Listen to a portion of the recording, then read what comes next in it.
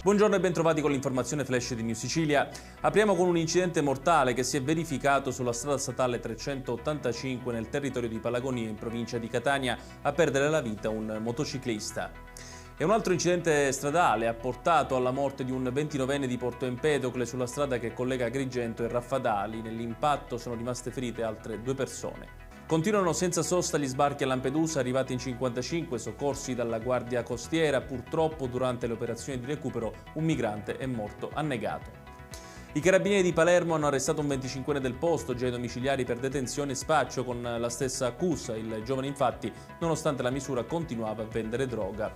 Chiudiamo con un finanziamento della regione siciliana ai comuni e alle città metropolitane dell'isola di 52 milioni di euro stanziato come aiuto per l'aumento dei costi dell'energia. Tutti i dettagli su queste notizie li trovate sul nostro sito www.newsicilia.it. Grazie per averci seguito e arrivederci.